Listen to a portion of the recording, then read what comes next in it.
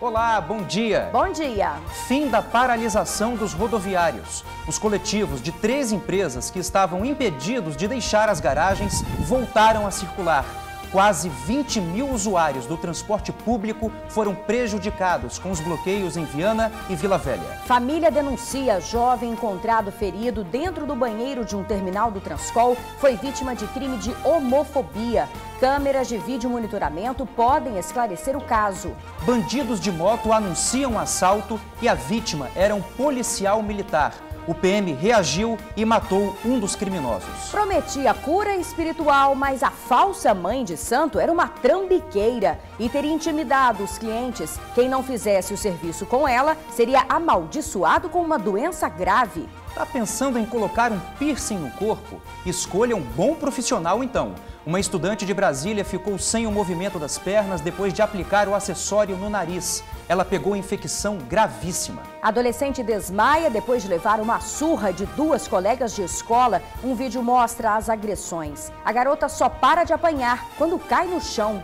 Dona Devanilda comprou uma geladeira há 2 anos. Não recebeu a mercadoria e a loja faliu. Fala sério, hein? E agora? O caso está no Conexão Justiça e pode ajudar quem vive o mesmo problema.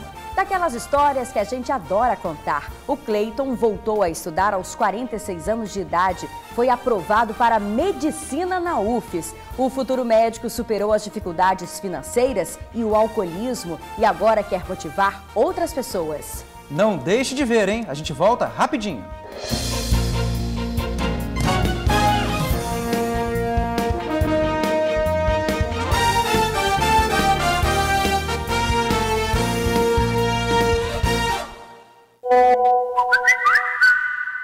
$19 mil passageiros foram prejudicados pela paralisação de motoristas e cobradores. Rodoviários de 3 empresas cruzaram os braços em Vila Velha e Viana, mas o movimento chegou ao fim ontem à noite. Os trabalhadores reclamavam da redução da jornada de trabalho, que por sua vez provoca também a redução dos salários dos profissionais. Após o fim da paralisação, a volta para casa foi mais tranquila ontem à noite.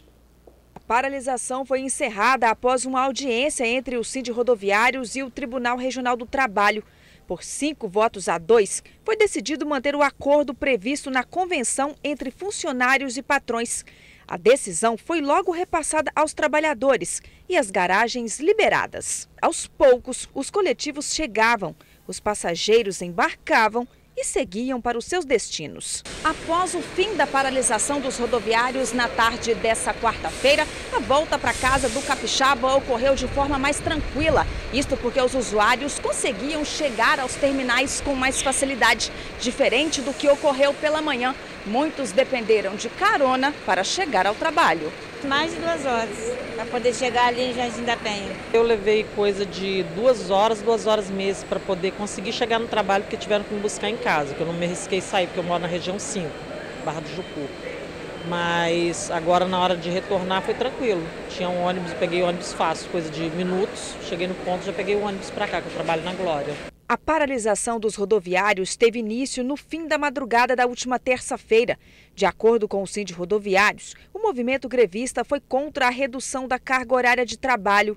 Quase 20 mil usuários do sistema de transporte público foram prejudicados com o bloqueio de 3 garagens em Vila Velha e Viana. As empresas operadoras do Sistema Transcol e o GV Bus informam que vão esperar que seja publicada a decisão na Justiça para cumprir a sentença. Já a Ceturb disse que os consórcios que foram notificados e que vai também avaliar os casos para verificar quais medidas administrativas serão aplicadas. Insegurança e medo em Cariacica. Quem mora em bairros próximos à rodovia do Contorno reclama da onda de assaltos que vem acontecendo. Pois é, Isabela, nem as câmeras de monitoramento da prefeitura inibem a ação dos criminosos. O alvo são trabalhadores que esperam pelos coletivos nos pontos de ônibus.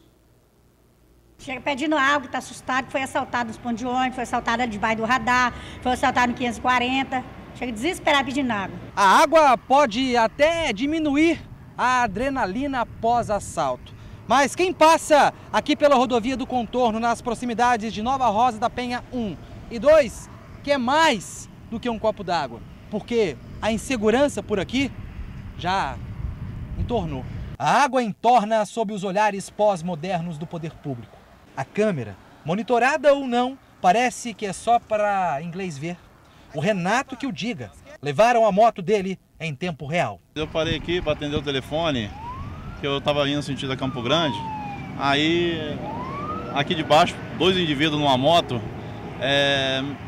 parou, me abordou, arrancou a pistola e botou na minha cara e falou: desce, desce, desce, sai, sai, sai, sai. Eles pegaram e foi sentido a Campo Grande. A Nayeli também já foi assaltada. A rodovia do Contorno é o ponto de partida para ela ir para o trabalho. Não é só assalto que acontece, é assalto, é sequestro e outras coisas, porque eu já fui assaltada e eu sei como que é muito ruim. Você trabalha, você soa para conquistar as coisas, aí vem uma facilidade e rouba.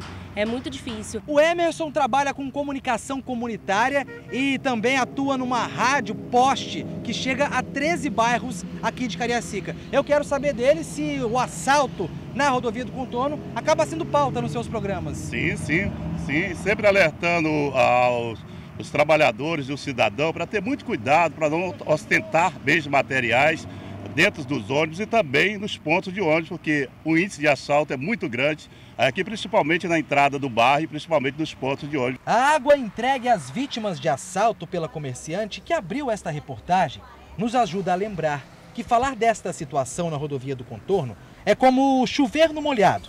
Mas parece que as autoridades estão, como dizem, fingindo demência.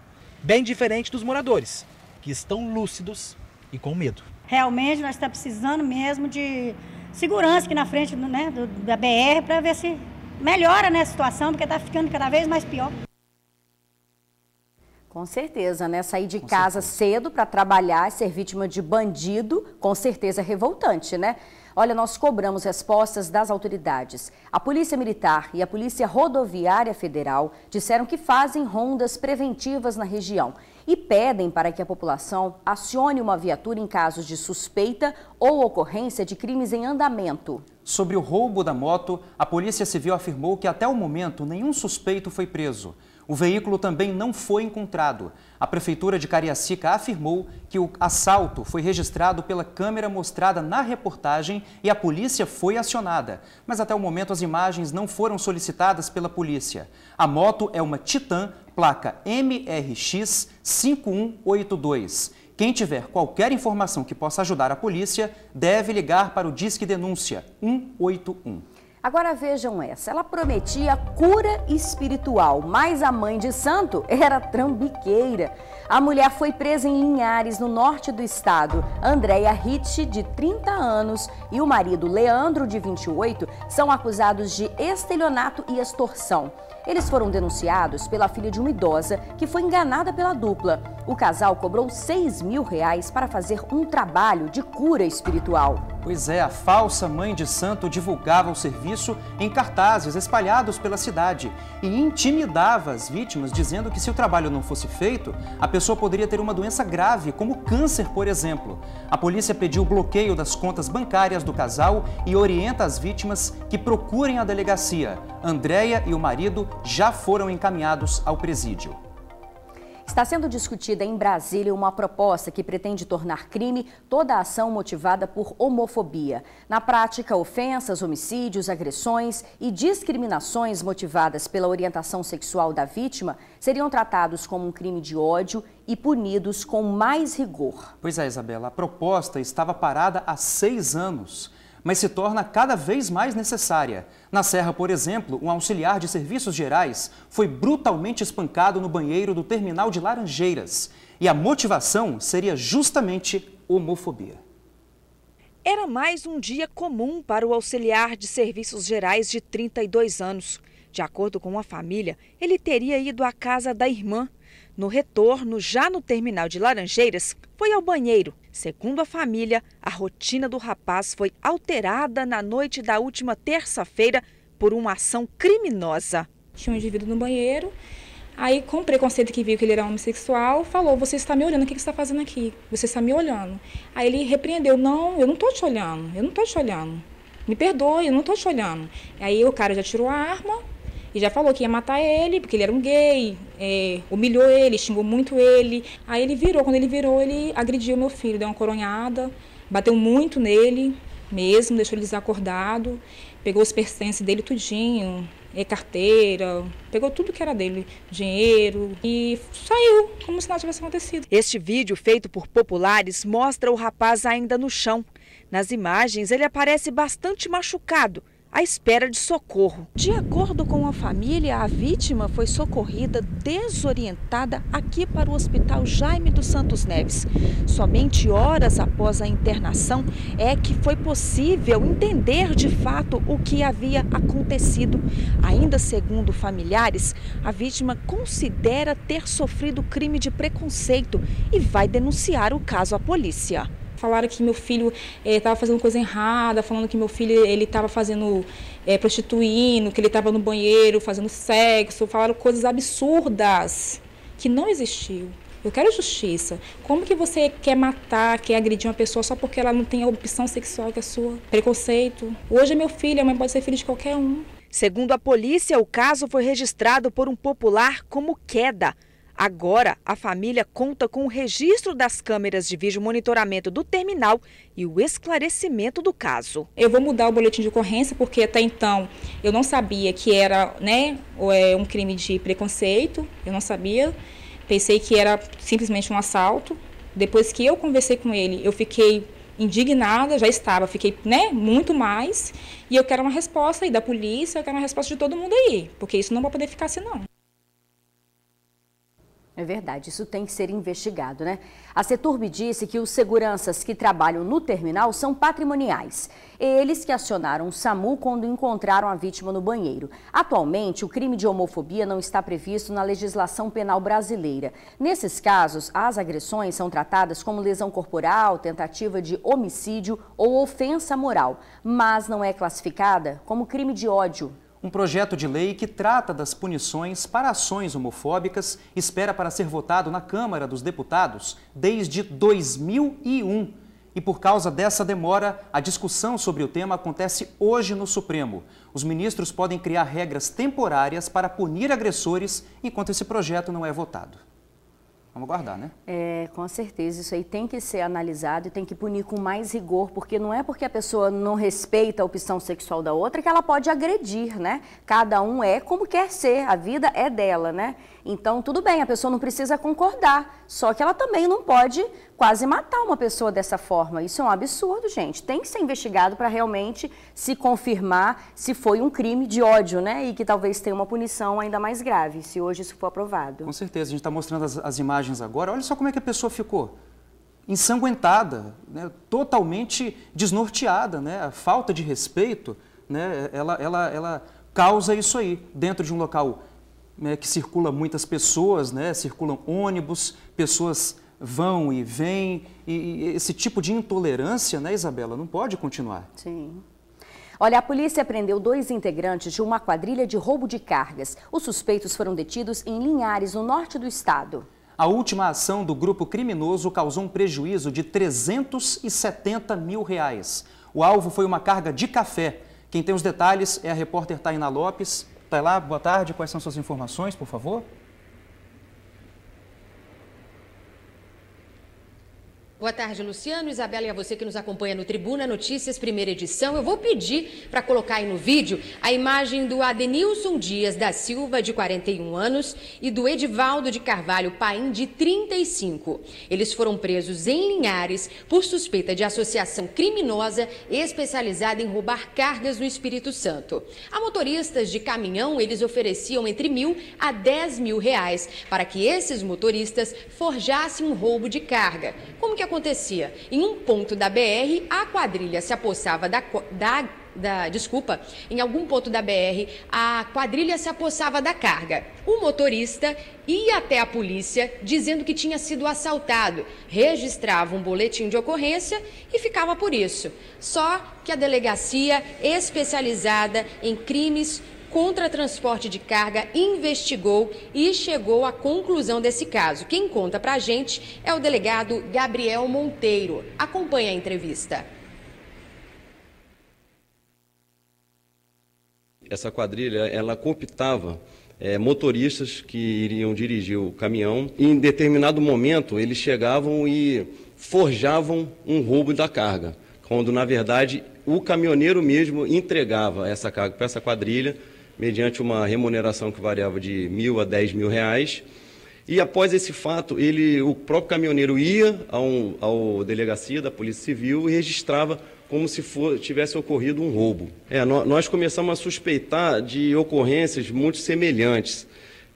Então, iniciou-se uma investigação e, para nossa surpresa, através de uma denúncia anônima de que estava havendo uma troca de carga de carreta, nós continuamos essa investigação e conseguimos chegar até a esse motorista de caminhão que foi preso no ano passado, no mês de novembro. São mais 3 integrantes que foram presos. Desses 3, 2 foram presos ontem em Linhares e um considera foragido porque a polícia foi às 5 horas da manhã na casa dele e ele não estava. Normalmente essa carga a origem dela era de Linhares, de café, como essa última carga que foi avaliada até em R$370 mil, e o destino dela era São Paulo.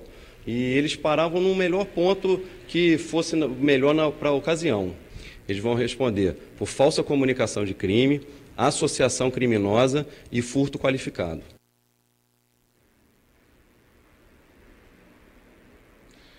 Bom, essas ocorrências semelhantes citadas pelo delegado foram registradas pelo Neilson Salles. Neilson Salles era um motorista de caminhão que participava do esquema. Em um ano, ele registrou 3 boletins de ocorrência dizendo ter sido vítima de roubo de carga. As ações foram descritas de maneiras semelhantes. A polícia, o Neilson contou que era abordado por criminosos armados, amarrado, a carga era levada, ele conseguia se soltar e procurava a polícia para registrar o boletim de ocorrência. Após a prisão do Neilson, a polícia chegou até o Adenilson e o Edivaldo. Quanto ao foragido citado pelo delegado, o nome dele é o Elis de Carvalho Paim. Repito, foragido, o Elis de Carvalho Paim, de 32 anos, que é irmão do Edivaldo. A polícia não tinha foto dele para a gente poder divulgar. O delegado disse, que eles foram autuados por falsa comunicação de crime, associação criminosa e furto qualificado. Somando todos esses crimes, a pena pode chegar a 20 anos de prisão. As investigações continuam porque a polícia acredita que tem mais gente envolvida nesse esquema. Luciano e Isabela. Obrigada, Tainá. Obrigado, Tainá. Olha, ele costuma ser bem pequeno e compõe o look de muitas pessoas. Ter um piercing é estiloso, moderno, mas é preciso muito cuidado. Uma jovem ficou paraplégica depois de colocar a joia, Luciano. Pois é, e nós ouvimos especialistas para saber que cuidados as pessoas devem ter para colocar piercings. Você sabia, amigo do TN, que até a fronha do travesseiro deve ser trocada mais vezes para não contrair uma infecção? O procedimento é bem rápido. Uma agulhada e pronto. Tá furada a orelha. Doeu? Pouquinho. Normal. Mas dá aquela ardidinha, mas como ele é rápido, você não dá pra sentir. Aquele baque assim, acabou. A Luísa tem 19 anos e decidiu que ia colocar um piercing na orelha. Então conversou com um profissional e escolheu a joia. A perfuração todo mundo conhece, mas os cuidados com aquele novo ferimento é que por vezes são esquecidos. Não colocar a mão, ficar um tempo sem praia e sem sol para não agredir. E fazer a asepsia pode ser feito dentro do próprio banheiro mesmo, após o banho, antes de secar. Pode estar pegando um sabonete líquido, antisséptico, e fez a limpeza, lavou, aí já seca, com papel toalha ou com guardanapo, não com a toalha que ele se enxugou o corpo. Secou ali, espera mais ou menos uma meia hora, 1 hora, vai e coloca um álcool 70. O procedimento é esse. E de estar sempre trocando a fronha no travesseiro. Oséias é um tatuador e body piercer com anos de experiência. Para ele, os cuidados com o piercing começam na limpeza do estúdio e dos instrumentos. Ele usa luvas, esteriliza tudo e ainda limpa a área que vai ser furada. Mas depois de colocado, a responsabilidade é da pessoa. E quem não tiver cuidado pode ter problema. Se tem uma bactéria na pele, ela pode entrar por ali e se manifestar de alguma forma, entendeu? Então você tem que ter um cuidado assim bem rigoroso mesmo para você ter uma cicatrização bacana, E tá com sua joia ali, curtindo. Um piercing deste tamanho pode causar uma grande infecção. A pessoa que coloca tem que ter cuidados de higiene e também precisa ficar atenta, porque nos casos que aparece algum problema, as consequências podem ser graves se não tiver um tratamento rápido. Foi o que aconteceu recentemente com uma estudante de Brasília. Laiane Dias, de 21 anos, colocou um piercing no nariz e pegou uma infecção. Ela conta que, mesmo tendo cuidado, a infecção só piorava. Semanas depois, a jovem perdeu o movimento das duas pernas por causa de uma infecção que começou no nariz. Nesses procedimentos acontece a perfuração da pele, que é uma importante barreira de proteção para o nosso organismo todo. É o maior órgão de proteção do organismo, a pele. E quando ocorre a quebra dessa barreira, nós podemos levar bactérias para o interior do organismo, para a pele, naquele local onde a barreira foi quebrada. E essa infecção pode evoluir naquele local ou, por via hematogênica, pelo sangue, pode chegar a locais variados do nosso organismo. Então, a gente pode ter infecções locais, que podem ser mais leves ou mais graves, ou infecções à distância, que essas podem ser dramáticas até. É por esses e outros motivos que é preciso ficar atento ao local da perfuração. Qualquer sinal estranho deve ser investigado. A infecção, ela se mostra logo, né? Quando nas primeiras 24, 48 horas, começa a ter vermelhidão, calor e o local incha. Depois vem secreção associada também. A Luísa já tem um piercing, então ela sabe como cuidar do ferimento. Agora é só seguir as orientações e aproveitar o novo visual. Tem que tomar o cuidado certíssimo para cicatrizar correto e não correr o problema. E aí, gostou do resultado? Claro, com certeza, vou vir sempre. É isso aí, é só ficar atento aos sinais. Eu li o relato dessa moça de Brasília.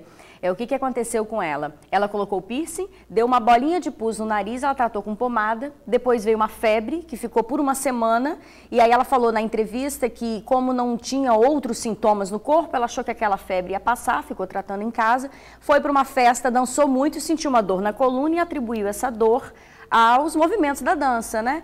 E aí, finalmente, sentiu dores nas pernas. Então, olha como que chega uma situação grave dessa, entre aspas, por nada, né? E aí, então, essa bactéria deve ter ido para a corrente sanguínea dela, como o doutor explicou também. E aí, finalmente, essa jovem de Brasília, que aparece aí na imagem, ela procurou o médico. Quando procurou o médico, já era tarde, ela fez a paraplegia, né? Então, assim, às vezes sinais que a gente tem em casa, uma febre que a gente acha que não é nada, tem gente que fala até que pode ser uma coisa psicológica, né? Na verdade, pode ser um sinal de uma coisa grave que a gente tem que ficar atento, tem que procurar um médico, né? Pode desencadear muitas coisas, né? Vários outros problemas de saúde. É por isso que tem que procurar, né, Isabela, amigo do TN, se você gosta de algum acessório, tipo piercing, que a gente mostrou agora há pouco na reportagem, tem que procurar um bom profissional, né, Isabela? Não pode deixar assim, de qualquer jeito, qualquer esquina, qualquer porta que encontra. Ah, aqui eu faço piercing, aqui eu faço isso, aquilo. Não pode, né? Tem que procurar um bom profissional. Isso aí. Mudando de assunto rapidinho, uma coisa grave, amigo do TN, uma adolescente desmaiou depois de levar uma surra de 2 colegas de escola em Guarapari. Um vídeo mostra o momento da agressão. A garota leva chutes, socos e puxões de cabelo. Só para de apanhar quando desmaia e cai. A adolescente voltava da escola quando foi surpreendida pelas agressoras. Uma delas derruba a garota no chão e a outra dá vários tapas. A violência acontece no meio da rua e é acompanhada por outras pessoas.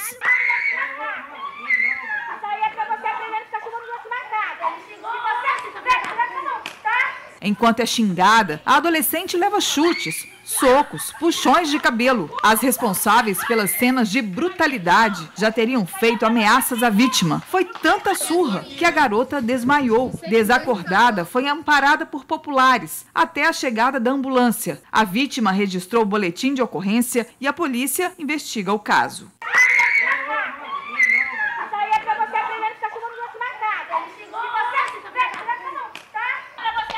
Meu Deus, que barbaridade. Que horror, gente. Olha, a polícia disse que não vai passar mais informações para não atrapalhar as investigações. Por enquanto, ninguém foi detido. Agora uma reportagem leve, daquelas que a gente adora mostrar.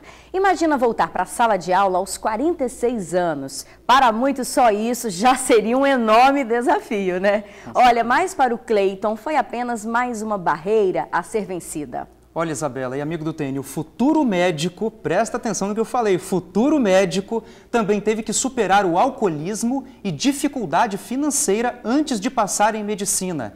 Ele se inspirou na história da própria filha e estudou sozinho em casa. Conseguiu passar em 4º lugar na UFES e é um exemplo para muita gente, para a gente também. Na adolescência, ele optou pela engenharia civil, mas o grande sonho da vida do Cleiton era se tornar médico. Eu já queria fazer medicina assim quando eu era novo, né? Mas eu tinha mais afinidade para matemática e física. Então essa afinidade para matemática e física, quando você faz os testes vocacionais, indicam assim um caminho para engenharia. E aí eu fui fazer engenharia, mas eu realmente não me adaptei ao curso. O baiano abandonou o curso e convenceu a família de que iria fazer medicina. Só não contava que o álcool, companheiro de uma infância sofrida, fosse destruir seus planos. E não só isso. Eu bebia muito, eu passava dias trancado no apartamento, eu não tinha um comportamento emocional equilibrado, entende? Eu não me importava muito com o futuro, para falar a verdade, eu não me importava muito com a minha vida. Então eu tive que tomar uma atitude, assim, e a minha foi deixar o curso. Ele ainda se emociona ao lembrar do acontecimento que mudou sua vida. O nascimento da filha Stephanie foi a chave de virada dessa história. No dia que ela nasceu, eu comecei a imaginar assim, como é que vai ser Stephanie? Como é que ela vai me ver? Você se enche de defeito de caráter, né? Você vai colecionando isso quando você tem vícios e você vai se enchendo dessas coisas. Eu falei, gente, como é que minha filha vai me ver? Como é que minha filha vai me ver alcoolizado? Como é que eu vou dizer a ela que ela pode ter uma vida decente, que ela pode ser uma pessoa decente, se eu não sou um exemplo para ela? Quando a menina já estava no ensino médio, a necessidade de voltar a estudar e correr atrás da profissão que sempre fez seu coração bater mais forte, voltou com tudo. Quando ela foi para o 1º ano, que ela sentiu aquela diferença do ginásio para o ensino médio, ela costumava me perguntar algumas coisas e eu, para responder, eu lia esses capítulos antes, né? Eu combinava com ela, ó, você pode me perguntar, fazer exercício, mas você me dá o capítulo antes, para que eu possa estudar. E nessa história de estudar um capítulo, eu estudava 2, eu estudava 3. Eu sempre gostei de estudar. E aí, eu comecei a me empolgar com isso. Foram 2 décadas fora dos trilhos do próprio sonho. Anos e anos lutando contra o vício e consertando tudo o que foi destruído por ele. Se engana quem pensa que o momento mais emocionante dessa história foi o resultado do vestibular. O dia da matrícula na universidade, pela 2ª vez, foi um marco na vida de Cleiton, que hoje cursa o 2º ano de medicina.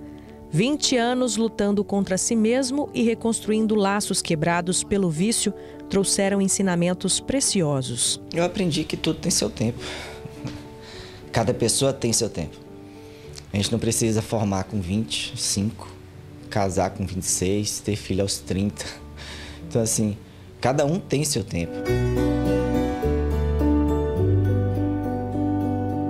Ter o nome escrito no jaleco novamente é uma vitória que não pode ser medida.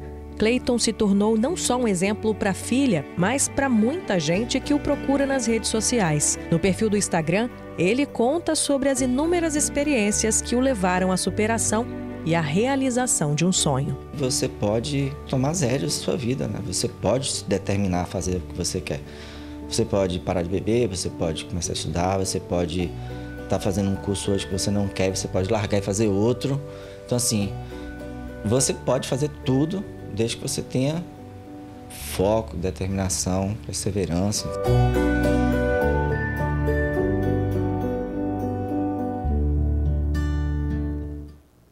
Muito legal, né? Emocionante, Isabela. E ele falou tudo ali, né? A gente pode fazer o que a gente quiser, porque às vezes fala, eu já tenho 46 anos, estou velho para sentar de novo no banco da faculdade, né? Não, ele foi, correu atrás, quero ser médico, e ele já está até com a fala serena de um médico, né? A gente comentou aqui.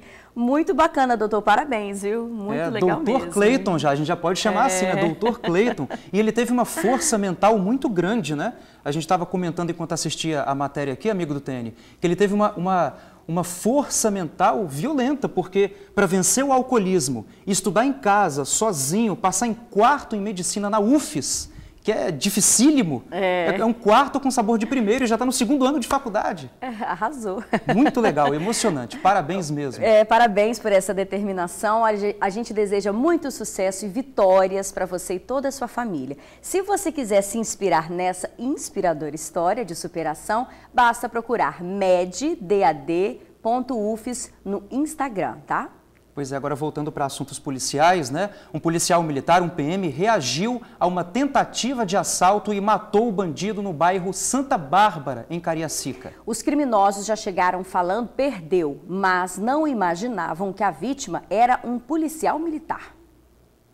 A tentativa de assalto aconteceu em frente a esta oficina que fica em Santa Bárbara, Cariacica. Era por volta das 7h30 da noite. Um policial militar de 46 anos, lotado no 7º Batalhão, conversava com o dono da oficina quando foi abordado. Estava agendando, conversando com um rapaz lá, o proprietário da oficina. E o tempo foi passando, conversando ali. Quando já estava pensando em se deslocar do local para vir embora para minha casa, minha residência, eu fui surpreendido por 2 elementos montados uma moto, que já vieram de posse de uma arma, anunciaram assalto.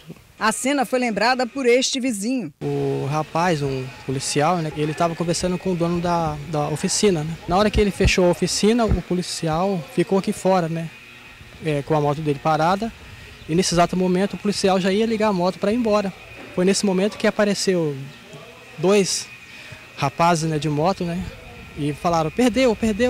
Parece que ele deu voz de prisão para os bandidos, eles começou a troca de tiro. Após eles perceberem também de que eu estava armado, efetuaram um disparo, eu consegui me defender efetuando 2 únicos disparos. O carona da moto é que estava armado e foi quem rendeu o policial. Mas o atingido foi o piloto da moto. Enquanto ele caía ali e agonizava no chão, o comparsa, o colega dele, acabava fugindo aqui da cena do crime e ainda não foi localizado. Foi o próprio policial militar quem acionou os CIODs, chamando uma ambulância e também uma viatura. Estou precisando de um apoio, uma ambulância e a viatura, que eu acabei de trocar tiro aqui com 2 elementos que tentaram me assaltar. Um se evadiu, o outro tá baleado. Ok, senhor, é só aguardar, tá bom? Ok, valeu. William da Silva Olaia, de 20 anos de idade, ficou agonizando até a chegada do SAMU. Ainda no chão, William ouviu que tinha escolhido a vítima errada. Eu consegui falar aqui, para que você foi fazer isso? Foi tentar assaltar um policial. Socorrido, William foi encaminhado para o Hospital de Urgência e Emergência em Vitória. Horas depois, não resistiu aos ferimentos e morreu. Depois de passado o susto, o policial desabafa. Em 20 anos de profissão, foi a primeira vez que ele se envolveu em algo tão grave. E se emociona ao lembrar que pôde voltar são e salvo para a família. Eu pensei na minha família, pensei nos meus filhos, na minha esposa, na minha mãe. Eu sou um pai de família, eu sou um homem íntegro. Eu não é o policial que está voltando para casa, não. É um pai de família. Eu sou pai de família, eu tenho meus filhos, eu tenho a minha vida e ninguém tem direito de atentar contra a minha vida. Olha, o outro suspeito do crime ainda não foi detido. Esse caso está sendo investigado pela Delegacia Especializada de Furtos e Roubos de Veículos. Agentes da Guarda Municipal de Vila Velha cruzam os braços em protesto. Durante a manifestação, apenas uma viatura fazia o patrulhamento nas ruas. Os agentes reclamam das más condições de trabalho, coletes vencidos, poucas viaturas, sucateamento dos veículos e até falta de armas. Os agentes da Guarda Municipal ficaram concentrados na sede da Guarda, na Avenida Darli Santos, em Vila Velha. O aquartelamento foi para chamar a atenção do poder público sobre as condições de trabalho dos profissionais. No pátio da sede, viaturas sucateadas, paradas por falta de manutenção. A guarda, que inicialmente tinha 50 veículos, hoje possui apenas 9 disponíveis para monitorar a cidade. Essa assembleia que está acontecendo no dia de hoje é para deliberar junto aos guardas municipais e à categoria sobre as nossas condições de trabalho. Hoje a Guarda Municipal ela quer trabalhar, hoje a Guarda Municipal ela quer estar nas ruas, mas o poder público incentiva justamente ao contrário, com viaturas depredadas, com viaturas quebradas, faltas de manutenção, coletes vencidos, né, falta de equipamentos não letais, que por lei é obrigatório a gente ter. Então, infelizmente, o poder público ele incentiva a gente a cair em descrédito com a sociedade. A falta de armamento é outro ponto. Muitos guardas saem nas ruas apenas com armas letais. Por lei, segundo os profissionais, cada guarda deveria portar, no mínimo, 2 armas não letais. De acordo com o Sindicato dos Servidores Públicos de Vila Velha, guardas vão para as ruas com coletes prestes a vencer e não há prazo para a compra de novos. O guarda municipal de Vila Velha, ou ele tem uma arma de fogo, ou ele tem uma arma de choque. Nunca os dois juntos. Então, se nós tivermos que apartar uma briga, por exemplo, eu que só tenho uma arma de fogo, eu tenho que dar um tiro em cada um dos participantes da briga. Eu não tenho como apartar uma briga se eu não tenho um espargidor de pimenta, se eu não tenho uma arma de choque, se eu não tenho uma tonfa, se eu não tenho um equipamento menos letal. A crise trabalhista da Guarda Municipal de Vila Velha começou em julho de 2017. Na época, eles entregaram à administração do município um relatório informando que era necessário para atender a população com qualidade. Só que as solicitações não foram atendidas pela Prefeitura de Vila Velha e, aos poucos, os materiais necessários para realizar os serviços foram degradando. O movimento contou com o apoio dos guarda-vidas de Vila Velha. Após a greve da categoria, foi repassada à Guarda Municipal a responsabilidade de suprir a ausência de salva-vidas nas praias do município. A Guarda afirma não ter preparo para realizar o serviço. Uma das coisas que a gente precisa deixar bem claro é que a necessidade do nosso município é de 135 guarda-vidas. Até então foram pleiteados no máximo 92, então já está aí uma pequena demanda que não atende. Dentre elas, precisamos pedir a rescisão do contrato, onde 60 funcionários se desligou, num ato de um movimento em protesto, porque a Secretaria não está ouvindo a nossa demanda, para poder chegar ao ponto da Guarda Municipal ter que intervir, até mesmo sem essa capacitação específica da Guarda. Apesar da boa vontade, eles estão seguindo ordens, porém não estão preparados e capacitados especificamente para atuar em âmbitos aquáticos. Bem, a Prefeitura de Vila Velha informou que recebe com estranheza a paralisação da Guarda Municipal, pois na tarde de ontem realizou uma reunião com representantes do sindicato da categoria, na qual ficou acordado um plano de trabalho para estudar a reestruturação da corporação e a formulação de uma proposta para a criação de cargos e salários.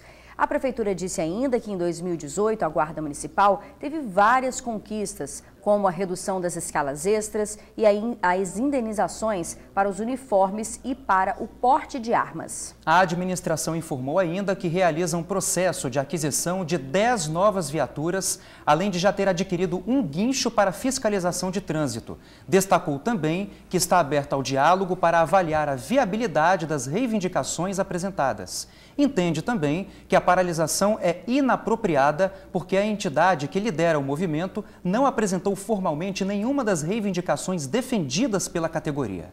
Idosa morre em acidente na BR-482 em Alegre, no sul do estado. Matilde Batista Oliveira, de 61 anos, morreu a caminho do hospital. Ainda não se sabe o que causou a batida. A vítima estava em um veículo Gol que bateu de frente com uma carreta. O filho de Matilde e uma outra mulher foram socorridos para o hospital do município. Cães farejam droga em pé de bananeira no Morro da Conquista, em Vitória. Durante um patrulhamento de rotina no bairro, os cães apresentaram uma mudança, de comportamento ao passarem por uma região de mata. Os animais se concentraram numa plantação de bananeira e dentro de uma das plantas foram encontradas dezenas de bolinhas de haxixe. Todo o material foi encaminhado para a Delegacia Regional de Vitória. Agora imagine você esperar 2 anos para receber um produto que comprou e até hoje nada. Para piorar a situação, a loja faliu. A dona Devanilda enfrenta essa situação e acionou o Conexão Justiça. E a nossa amiga Marcele Altoé entrou em ação e vai ajudar a nossa amiga a partir de agora. Saiba o que fazer para não ficar no prejuízo quando a loja fecha e não entrega o que você comprou.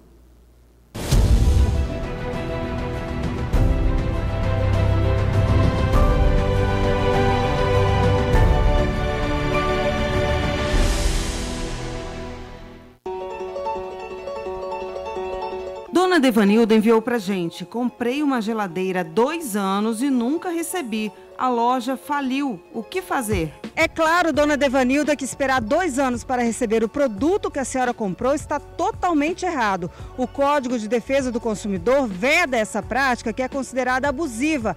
A loja tem que cumprir o prazo que ela forneceu para a senhora. O consumidor, no ato da compra do produto, tem que se atentar sempre ao prazo de entrega que é informado pelo fornecedor.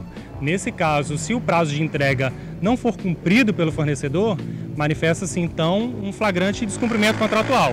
O consumidor pode exigir eventuais perdas e danos, que porventura tenha sofrido com a ausência da entrega desse produto, e uma eventual indenização por danos morais também por todos os transtornos que foram causados pela ausência do cumprimento contratual. E o que fazer se a loja fechou? Nesse caso, o consumidor ele tem o Código de Defesa do Consumidor para tutelar os seus direitos. Ele não vai ficar desguarnecido de forma alguma. Ele pode sim pleitear junto ao Poder Judiciário o cumprimento desse contrato, mesmo após o encerramento das atividades pelo estabelecimento comercial, porque os sócios da empresa eles permanecem responsáveis por todo o cumprimento contratual que foi contraído durante o período de exercício das atividades comerciais.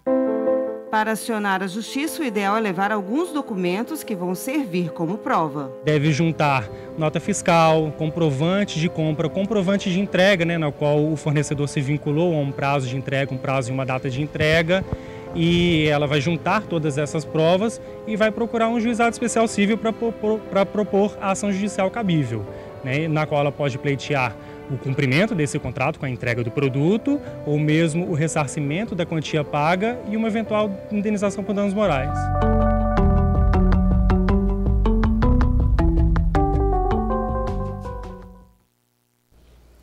Olha, lembrando que no juizado especial não precisa de advogado para iniciar causas que não ultrapassem 20 salários mínimos. O consumidor deve levar todos os documentos referentes ao problema, além dos documentos pessoais, identidade, CPF e comprovante de residência. E você tem dúvidas sobre seus direitos? Mande pra gente no conexãojustiçatn@gmail.com ou então na página profissional da nossa amiga Marcele no Facebook, Marcele Autoé Oficial.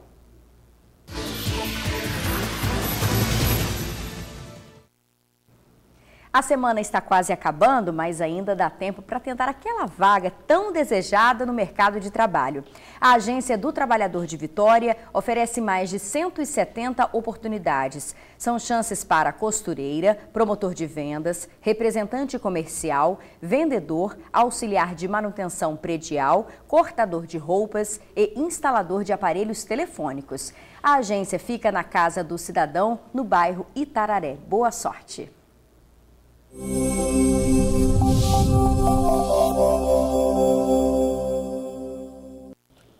O dia começou com céu nublado e calor, e calor deu uma trégua hoje cedo, Quem saiu na rua pôde ver. É que uma frente fria chegou ao estado e trouxe chuva durante a noite e a madrugada. E agora à tarde o sol aparece entre nuvens, o que provoca a sensação de abafamento na maioria das regiões. Pode ocorrer pancadas de chuva e trovoadas nas cidades próximas a Minas Gerais. Em Vitória, mínima de 24 graus e máxima de 31 graus. Hoje é quinta-feira, 14 de fevereiro. Vamos conferir o que é destaque no Jornal A Tribuna? Polícia Militar prende mais de 100 pessoas por dia no estado. Na foto principal, filha faz homenagem ao pai Gari e emociona. Microsoft vai dar cursos de graça para quem quer aprender novas profissões. Vasco é finalista 100%. Supremo vota hoje se homofobia vai ser considerada crime. E ainda destaque no Jornal A Tribuna desta quinta-feira. A grande dama se despede. Governador promete Leitão da Silva pronta em novembro. E no caderno sobre rodas, a vez do câmbio automático.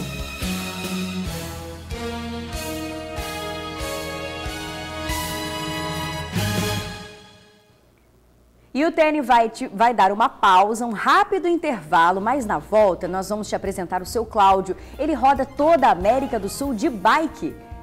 E essas aventuras chegam às terras capixabas, aguarde para ver. Agora, 12h31.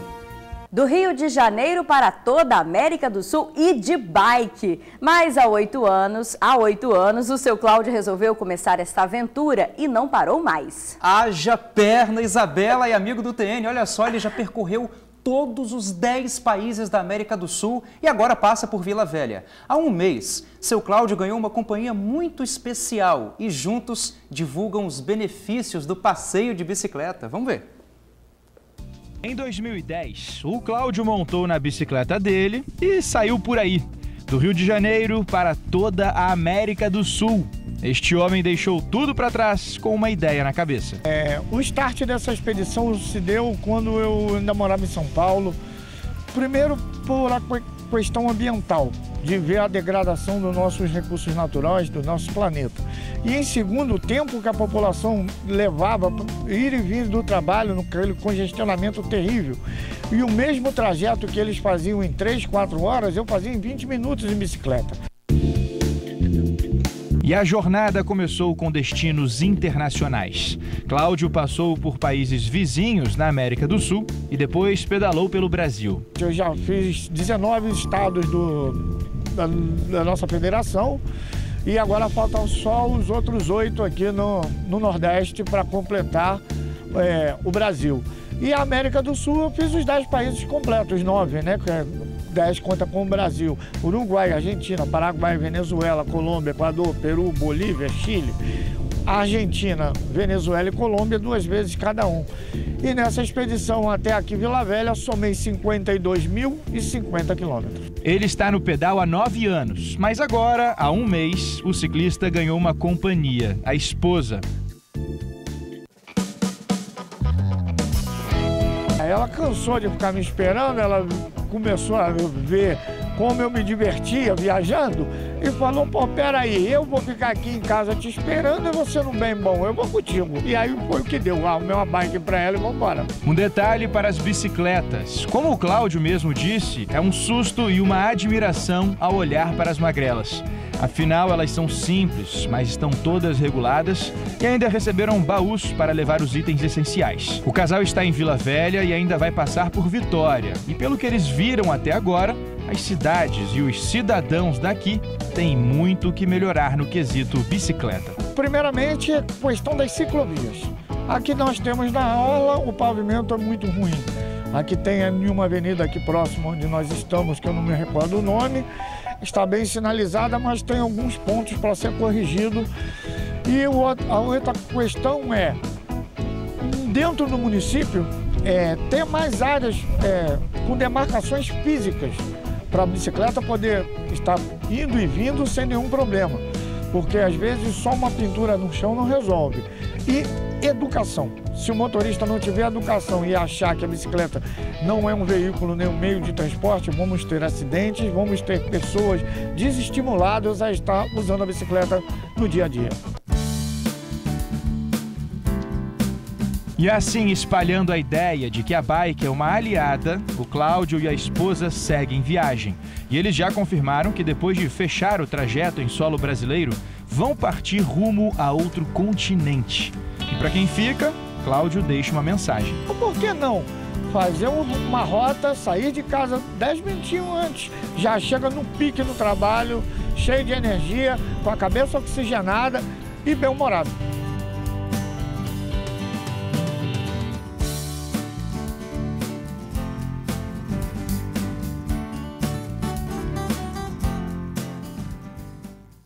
Olha, muito legal, né? Haja disposição, pulmão e perna, né? Perna para chegar lá. Olha, sobre as reclamações das ciclovias em Vila Velha, a Prefeitura informou que realizou recentemente a pintura e a sinalização de toda a extensão da ciclovia. Em uma segunda etapa, o trabalho será realizado em outros trechos, como na Avenida Carlos Lindenberg. Acabou, Isabela. Acabou, rapidinho, E a gente né? fica por aqui. Muito obrigado pelo seu carinho de sempre, sua audiência, sua paciência. Tenha uma ótima tarde. Lembrando que todas as reportagens exibidas hoje e o TN na íntegra também, você confere no nosso portal de notícias, tribunaonline.com.br. Boa tarde e até amanhã. É isso aí, eu te espero à noite, tá? 7h20 no Tribuna Notícias, segunda edição. Agora vamos com Débora Moraes, que está no Ronda Geral. Obrigada, Isabela. Obrigada, Luciano.